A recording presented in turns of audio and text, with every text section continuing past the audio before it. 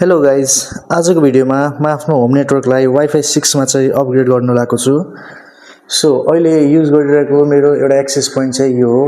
यो access point चाहिँ तपाईको डुअल ब्यान्ड मात्रै हो, यसमा वाइफाई 6 चाहिँ छैन यसमा है। अर्को एउटा समस्या के छ भने यो एउटा एक्सेस पोइन्टले चाहिँ नि सबै घर चाहिँ मेरो कभर गर्दैन।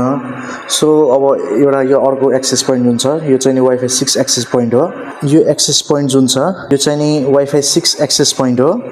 यसलाई चाहिँ मैले आफ्नो घरमा चाहिँ थप्न लागेको छु है।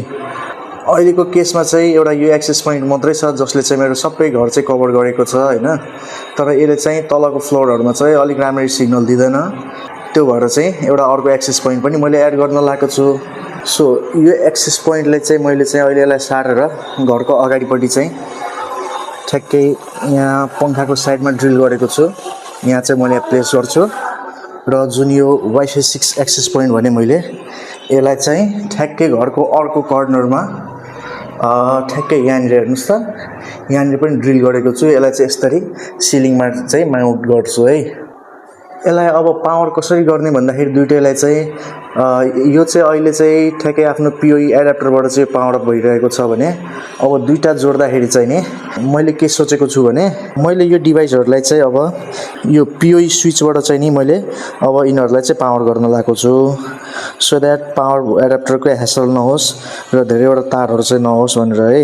यो चाहिँ टिपी लिंकबाट चाहिँ नि 5 वोल्ट पिओई स्विच छ, जिगाबिट पिओई प्लस स्विच। यसबाट चाहिँ मैले पावर गर्ने छु र मैले यो क्याट 6 केबल पनि लिएको छु जसबाट मैले आफ्नो एक्सेस पोइन्टले पावर गर्छु। सो अब यसमा प्लान चाहिँ के छ भने यो एक्सेस पोइन्टले चाहिँ यता बाहिरपट्टि सार्दिने र नयाँ एक्सेस पोइन्टले चाहिँ त्यो कुनाको त्यो बीममा त्यहाँ चाहिँ प्लेस गर्ने है। सो केबल चाहिँ नयाँ एक्सेस पोइन्टको लागि चाहिँ यहाँबाट निस्केर जान्छ, यसरी भएर जान्छ, यसरी वलबाट अनि ठ्याक्कै त्यहाँ बीममा चाहिँ प्लेस गर्छु। यो एक्सेस पोइन्टलाई चाहिँ निकालेर चाहिँ यता बाहिरैपट्टिबाट यसरी लिएर आएर अनि यहाँबाट चाहिँ माथि त्यहाँ प्लेस गरिदिन्छु। सो अब म यो डिभाइसहरुलाई चाहिँ सेटअप गर्छु अनि सेटअप गरिसकेर चाहिँ तपाईलाई फाइनल रिजल्ट देखाउँछु र त्यसपछिको स्पिड टेस्टहरु मैले डाटाहरु पहिला कलेक्ट गरेको छु। अहिले सिंगल डिभाइसले चाहिँ कस्तो दिइरहेको छ यो डुअल ब्यान्डले मात्रै र यो वाइफाई 6 ले चाहिँ कस्तो दिन्छ भनेर च्यानलमा गएर हेर्नु होला। यो डुअल ब्यान्ड एक्सेस पोइन्टबाट मैले 400 एमबीपीएस सम्म चाहिँ स्पिड मैले पाएको छु।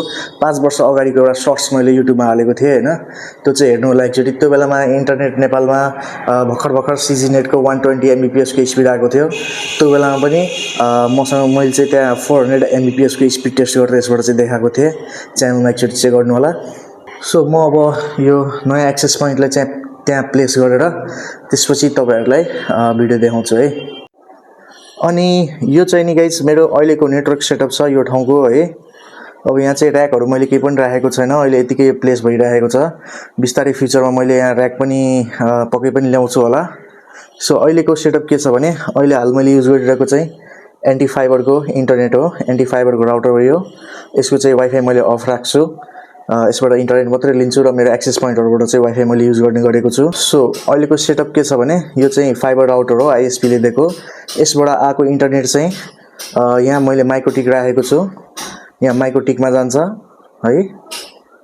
अनि माइक्रोटिकबाट चाहिँ यहाँ स्विचमा जान्छ।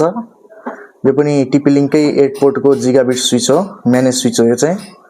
अनि स्विचबाट मेरो अरु डिभाइसेसहरुमा जान्छ जस्तो कि टिभीमा भयो, वाइफाई एक्सेस पोइन्टहरुमा भयो र यो NAS छ, नेटवर्क अट्याच स्टोरेज यो भयो। अरु सबै डिभाइसहरुमा या त वायर्ड भएर जान्छ या त वायरलेस त्यो एक्सेस पोइन्टबाट चाहिँ वाइफाईबाट जाने हो।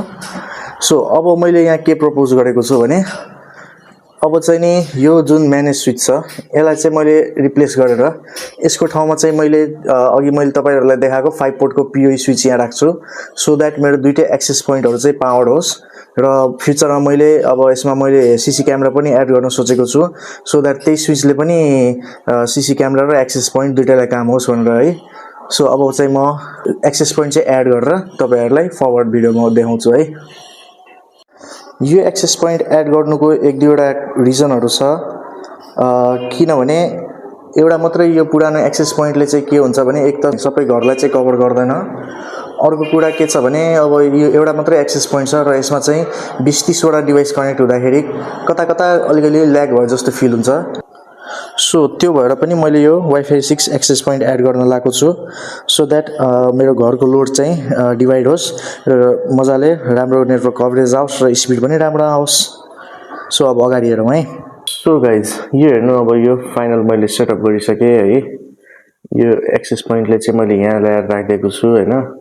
अनि अघि भने जस्तै यसरी चाहिँ वायर्सहरू चाहिँ यसरी लगेर यहाँभित्र जहाँ चाहिँ मेरो स्विच छ स्विचमा चाहिँ जोडेँ। अनि अर्को एक्सेस पोइन्टलाई चाहिँ त्यतैबाट बाहिरबाट चाहिँ यसरी केबल ल्याएर अनि ठ्याक्कै यहाँनिर जोडेको छु है। सो एउटा अब यहाँ छ, अर्को त्यो कर्नरमा छ, ठ्याक्कै त्यो बत्ती बल्ने ठाउँमा। यहाँ हेर्नु त है, झन् भित्रपट्टि छ है। म देखाउँछु है अब तपाईँलाई भित्र लगेर। यहाँ चाहिँ मैले के गरेँ भने यहाँनिर जुन त्यो म्यानेज स्विच थियो त्यसलाई चाहिँ रिप्लेस गरेर यहाँ चाहिँ मैले पिओई स्विच राखेँ अहिले 5 पोर्टको। अनि मेरो दुईटै एक्सेस पोइन्टलाई चाहिँ मैले यही पिओई स्विचबाट चाहिँ मैले पावर गरेको छु सो द्याट मलाई छुट्टै पिओई एडाप्टरहरू युज गर्नु नपरोस् भनेर। अनि पछि म यहाँ क्यामेरा पनि युज गर्ने प्लान गर्दैछु। त्यस्तो भयो भनेदेखि चाहिँ अझ झनै सजिलो हुन्छ, किनभने एउटैबाट मेरो एक्सेस पोइन्टहरू पनि पावर हुन्छ र क्यामेराहरू पनि त्यसैबाट पावर गर्न मिल्छ। So guys that is all यो भिडियोमा। यो भिडियोमा मैले तपाईहरुलाई एउटा अर्को एक्सेस पोइन्ट चाहिँ मैले आफ्नो नेटवर्कमा एड गरेर देखाएँ। सो अब एउटा एक्सेस पोइन्ट चाहिँ यहाँ छ, अर्को एक्सेस पोइन्ट चाहिँ त्यो गेटबाट बाहिर ठ्याक्कै त्यहाँ सिलिङमा छ बाहिरपट्टि। सो अब यसले चाहिँ मेरो घरलाई पुरै कभर गरेको छ। यो एक्सेस पोइन्ट सेटअप गरेको लगभग मोर देन 1 विक भइसक्यो है।